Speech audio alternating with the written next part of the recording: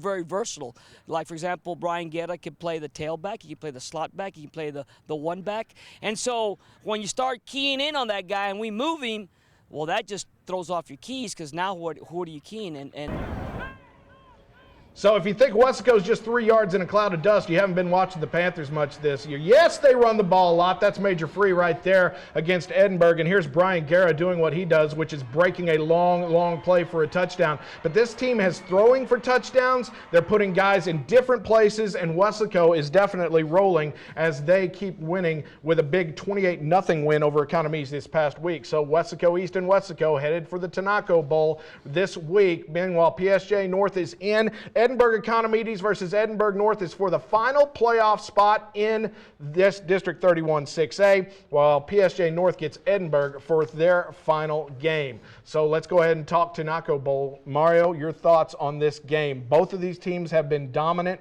Weslaco and Weslaco East. We know, even though it won't make a big difference in their playoff positioning, these two teams want to win this one bad. Yeah, and I think with this game, I mean, it's a big game every year. You know what Weslaco High's going to do, you know what Weslaco East's going to do. But in this game, I think I have Weslaco just with Tony Villarreal. You know, with the slot T, you know, they're throwing the ball a little bit more. I think it helps balance their offense in a way that I don't think most of us would have seen coming, because you know how committed Tony V is to slot T. Yeah, if anything, Joe, we could see more passes from Weslaco than Weslaco East. Maybe, maybe not. But who do you think is going to win this game? Well, I think Weslaco East has got just more flat-out playmakers, such as right here. You're looking at one of the Cyril big Rojas, guys. yep. 5 kickoff returns, 4 for touchdowns. Okay, yeah. I'm going to go with Weslaco East in this ball game, but again, it's going to be a war. It's going to be fun, and I can't wait to see that big crowd again this week. Yeah, I think they're dead even on playmakers, to tell you the truth. And when that comes down to it, I'm going to go with the best defense of the bunch. And what I saw from Weslaco and how they were able to shut out Economides this past week, I'm going to go with the Panthers in that one. But that leaves the final spot in this district open. It's going to be Edinburgh North and Economides.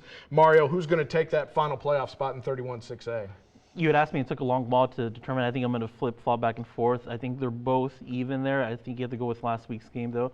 I might have Economides in this one, but I'm not sure. I think you did. You gave me Economides, but you can change it if you want to. I'm going to keep switching it. All right, you're going to switch it to Edinburgh North. Yeah. All right. Joe? I haven't switched one time all season. Coach told me he was Cinderella going to the ball. There it is, Economides. All right, Mario's got a good point. Edinburgh North looked so good last week going into this game. Economides gets shut out, but Economides has been so consistent all year with that run attack. I'm going to go with Economides in this one. Meanwhile, it was a huge game at Bobby Morrow Stadium on Friday, as it was San Benito trying to get it to hang on against the Harlingen South Hawks, who were trying to make a play and get into the playoffs. Brandon Villarreal with a touchdown pass right there, but it was San Benito who came back in this one. Yeah, the offense got it done, but also it was huge on the defense. It was huge for Smiley Escamilla, who comes up with 2 big interceptions in this game, and afterwards he talked about the rough and tumble and sloppy game that his team won. Well, we knew what we had to do tonight. We had a lot of assignments. We came up big. We had a lot of bad penalties at the wrong time, but we made up for it. I mean, we had a couple of ups. Everybody has their ups and downs, and we ended up finishing the game on a good note. They did end up on a good note, and now San Benito is in, and they are the D2 team, and their playoff game is set, as we were talking about with Coach. They are set to play PSG North. Los Fresnos and Harlingen could still switch, according to what happens. Veterans is in with a win. Harlingen South needs a win and to have Veterans Chargers lose in order to get in, and that comes down to the Bird Bowl. Harlingen at Harlingen South is the big one. Mario, who wins? I think Harlingen High wins in this game. They've just shown me a lot more this season. I think it speaks to just the competitiveness of that district that Harlingen South won't make the playoffs this season, or they're on the outside looking in.